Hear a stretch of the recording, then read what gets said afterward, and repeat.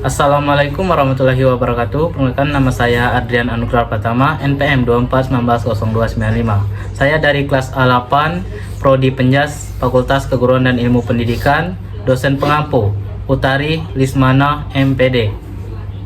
Sini saya akan menjelaskan PPT dengan materi fisiologi olahraga dalam topik ambang batas anaerobik. Pengertian dan jenis energi, definisi dan konsep dasar energi. Energi adalah kemampuan untuk melakukan kerja atau usaha, dapat diubah bentuk namun tidak dapat diciptakan atau dimusnahkan. Energi dibutuhkan untuk aktivitas sehari-hari dan dapat berubah berbagai bentuk, seperti gerak, panas, cahaya, kimia, dan listrik. Energi dalam tubuh dan peran ATP. Setiap sel memerlukan energi untuk menjelaskan fungsi biologis yang diperoleh dari asupan nutrisi. ATP mata uang energi seluler. Adenosian terpusat. ATP adalah molekul energi utama dalam metabolisme seluler. Dihasilkan melalui respirasi seluler untuk proses seperti sintesa protein, replikasi DNA, transkripsi gen.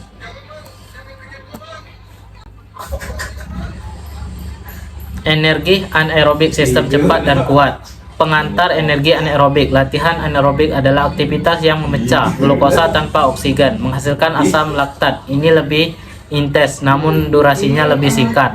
Karakteristik dan keunggulan: cepat dan kuat, intensitas tinggi, durasi singkat, tidak butuh oksigen.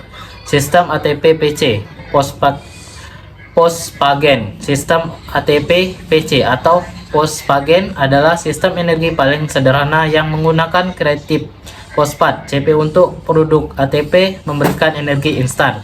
Contoh aktivitas olahraga: lari sprint, angkat beban, latihan interval intensitas tinggi. Glikolisis anaerobik, produk energi tanpa oksigen. Proses metabolisme yang menghasilkan energi cepat di sitosel tanpa kehadiran oksigen. Mekanisme glikolisis anaerobik, proses metabolisme yang mengubah glukosa menjadi asam laktat tanpa oksigen, terjadi di sitosel. Sitosol sel, satu molekul glukosa dipecah menjadi dua molekul privat. Pembentukan asam piruvat dan laktat dalam kondisi anaerobik. Dampak akumulasi laktat. Asam laktat adalah produk sampingan glikosis anaerobik. Ciri-ciri utama glikosis anaerobik: tidak memerlukan oksigen, menghasilkan energi cepat. Produk akhir adalah asam laktat, terjadi di sitosel, ditemukan pada sel otot dan sel kanker. Siklus Cori, daur ulang laktat. Definisi dan fungsi. Siklus Cori adalah jalur metabolisme yang mendaur ulang laktat dari otot menjadi glukosa di hati, kemudian mengembalikan ke otot. Dinamai oleh Carr dan Gerty. Carr tahun 1929. Peran hati. Hati mengubah laktat yang diterima dari otot menjadi piruvat, lalu glukosa melalui gluconeogenesis. Glukosa ini dikirim kembali ke otot. Signifikasi siklus Cori: mencegah penumpukan laktat di otot, mengurangi kelelahan, memastikan pasokan glukosa berkelanjutan untuk aktivitas otot. Penting dalam pemulihan energi setelah aktivitas fisik instan.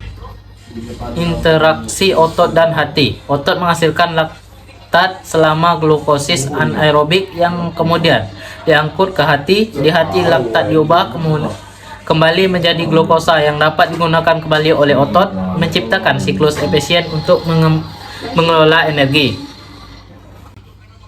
Energi aerobik, daya tahan jangka panjang. Pengantar energi aerobik. Sistem energi aerobik menggunakan oksigen untuk menghasilkan energi bagi aktivitas fisik. Ini adalah proses vital yang terjadi di dalam sel untuk mendukung metabolisme jangka panjang. Siklus Krebs, sistem transport elektron. Siklus Krebs adalah pusat metabolisme penting di mitokondria, mengoksidasi asal CoA dan melepaskan hidrogen. Hidrogen ini kemudian masuk ke sistem transport elektron. Mekanisme sistem aerobik. Mekanisme ini melibatkan pemecahan sempurna, substrat seperti glukosa dan lemak dengan kehadiran oksigen. Proses ini menghasilkan energi efisien di mitokondria sel. Produksi ATP dalam jumlah besar, sistem aerobik melalui siklus Krebs dan sistem transport elektron secara efisien menghasilkan jumlah ATP, energi yang jauh lebih besar dibandingkan sistem aerobik mendukung aktivitas berkelanjutan. Sistem energi predominan dan olahraga. Tubuh manusia menggunakan berbagai sistem energi untuk menghasilkan ATP, mata uang, energi seluler guna mendukung aktivitas fisik. Kesimpulan dan implikasi. Rangkuman sistem energi utama ATP, PC cepat, instan, tinggi, durasi singkat, glikolitik sedang, instan tinggi, durasi singkat 10 detik sampai 2 menit, oksidatif lambat, instan, rendah, sedang, durasi panjang 2 menit. Ketika sistem bekerja, penting adaptasi energi tubuh. Optimalkan nutrisi dan hidrasi untuk efisien energi. Sesuaikan program latihan dengan sistem energi dominan. Hindari overtraining dan tingkat pemulihan efektif. Capai performa puncak yang lebih berkelanjutan. Aplikasi latihan dan performa. Periode latihan menargetkan sistem energi spesifik, nutrisi tepat, karbohidrat, protein sesuai tuntutan energi. Suplementasi cerdas mendukung kinerja sistem energi. Pemulihan aktif mempercepat regenerasi energi dan otot. Baiklah, itulah tadi pro point dari saya. Saya akhiri, wassalamualaikum warahmatullahi wabarakatuh.